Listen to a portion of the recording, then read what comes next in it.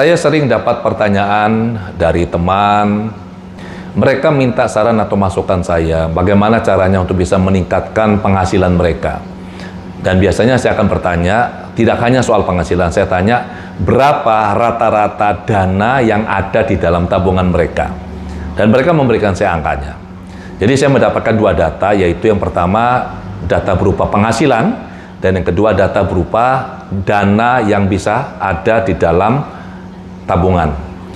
Saya sampaikan pada teman-teman ini bahwa sebenarnya apapun yang kita capai ini sesuai dengan plafon yang ada di pikiran bawah sadar.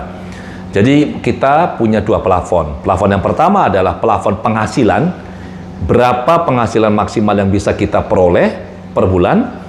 Dan yang kedua adalah plafon dana maksimal yang bisa ada atau tersisa di dalam tabungannya kita.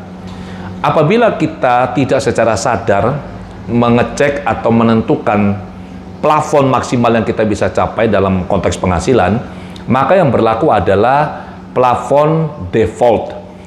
Plafon yang ditentukan atau diset oleh orang lain untuk kita atau karena belief yang kita pegang. Saya punya banyak klien yang ingin punya penghasilan besar, tapi ternyata karena plafonnya menyatakan sebaliknya, plafonnya rendah sekali, apapun yang dia lakukan, dia usahakan untuk bisa menaikkan penghasilan, itu tidak bisa. Dia terkunci di angka maksimal seturut dengan plafonnya dia. Ada juga yang punya plafon penghasilan besar, bisa punya penghasilan besar, tapi setelah dana itu masuk ke rekening tabungannya, yang terjadi adalah, entah apa yang terjadi, dana ini pasti keluar. Dengan berbagai alasan yang logis. Yang saya sampaikan pada mereka adalah dana ini keluar karena bawah sadar tidak mengizinkan ada angka yang melebihi plafon yang sudah ditetapkan. Jadi solusinya adalah bila ingin penghasilan besar, maka tetapkan dulu target atau plafon baru. Bila ingin dana di tabungan bisa besar, tetapkan target plafon baru juga untuk dana tabungan. Dan ini harus diinstal ke pikiran bawah sadar. Kemudian setelah diinstal, kita cek bawah sadar setuju atau tidak. Kalau bawah sadar tidak setuju, maka tidak bisa dijalankan.